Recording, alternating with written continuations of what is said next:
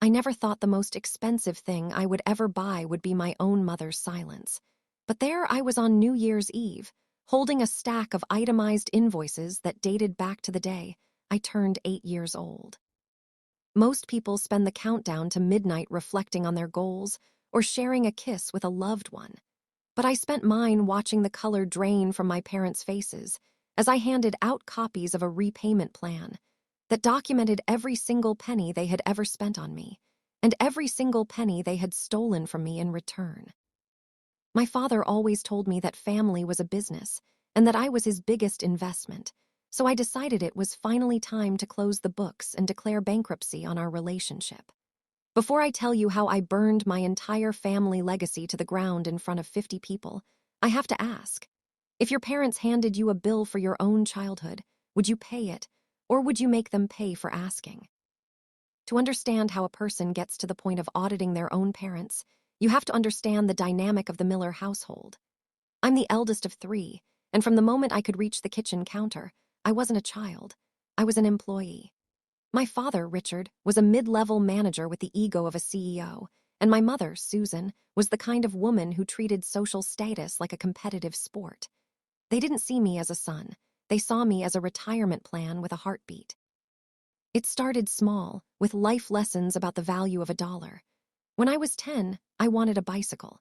Instead of a birthday gift, my father sat me down with a legal pad and explained that he would advance me the funds, but I would owe him back with 5% interest, payable through extra chores and my paper route money.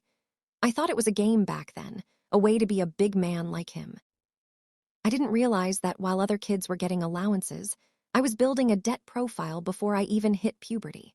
By the time I was 16, I was working 2 jobs, one at a grocery store and one mowing lawns, and 70% of my paycheck went directly into a household contribution fund. My parents told me it was for my future college tuition, a way to ensure I had skin in the game. They made me feel proud for being so responsible, while my younger siblings, Sarah and Leo, got to live the life of normal teenagers because, according to my dad, I was setting the example they would eventually follow. The true nightmare began when I graduated high school. I had worked myself to the bone, maintained a 4 GPA, and got accepted into a prestigious university with a partial scholarship. When I went to my parents to ask about the contribution fund we had been building for 6 years, a fund that should have had at least $40,000 in it, my father just laughed. He told me that rent, utilities, and grocery surcharges for a teenager were expensive, and that the fund had been used to maintain the lifestyle I had enjoyed under their roof. I was devastated, but I was also brainwashed. I believed them when they said I owed them for the roof over my head. I took out massive student loans, worked 3 jobs throughout college, and lived on ramen noodles while my parents took my siblings on cruises and bought a new SUV. Every holiday, the lecture was the same. We sacrificed so much to give you a stable home, and we expect you to show your gratitude by taking care of this family once you're on your feet. I spent my 20s climbing the corporate ladder in finance, driven by a desperate, pathological need to finally be even with them.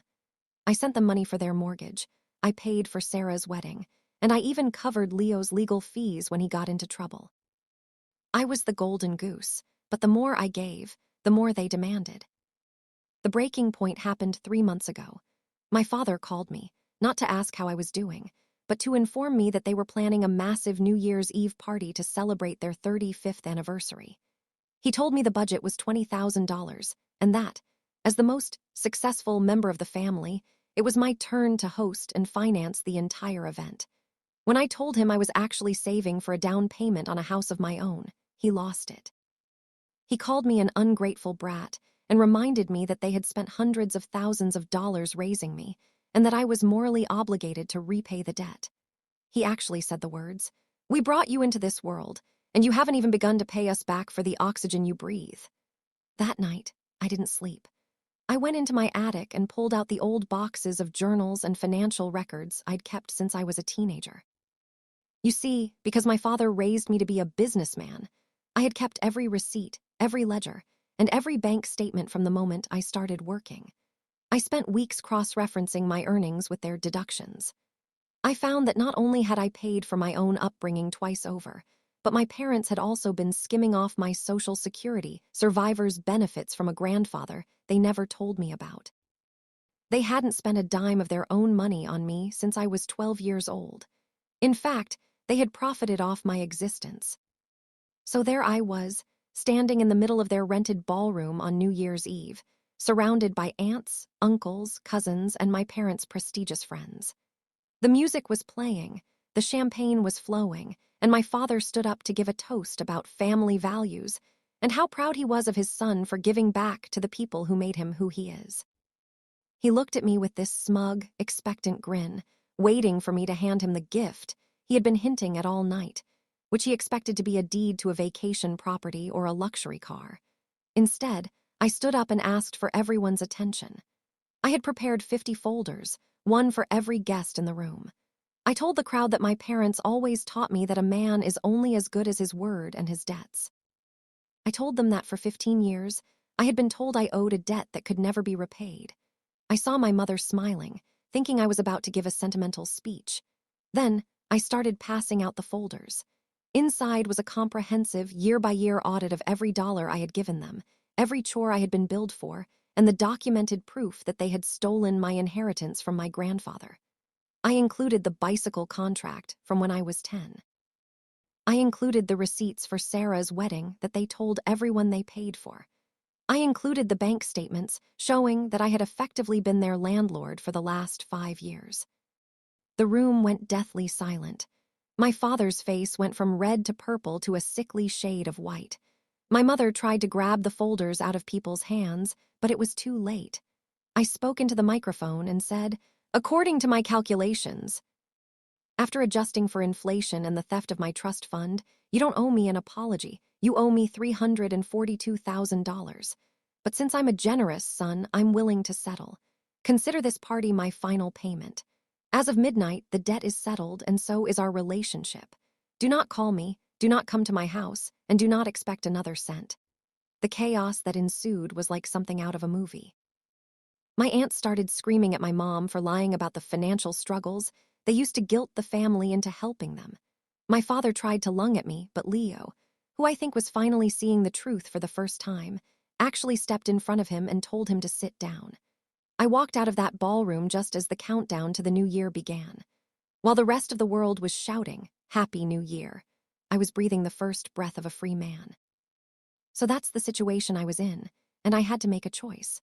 I could have kept quiet and kept paying for their love, or I could have exposed the truth and lost my family forever.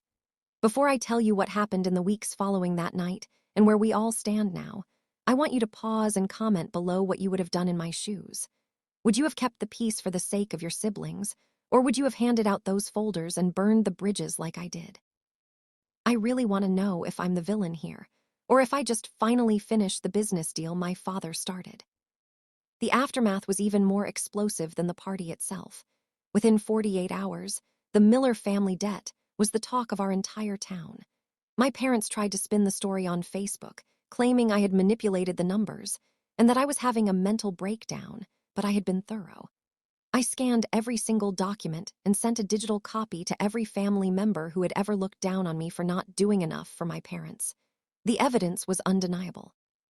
My sister, Sarah, was the first to call me. She was crying, saying she had no idea that her dream wedding had been funded by my house savings while our parents took the credit. She's currently not speaking to them. Leo, who had always been the problem child, actually thanked me. He realized that the reason he was always the disappointment was because he couldn't be exploited the way I was. He's moved out of their house and is finally getting his life together, away from my father's business lessons. My parents, on the other hand, are facing a social pariah status they never imagined. Their prestigious friends have distanced themselves because no one wants to be associated with people who treat their children like high-interest loans.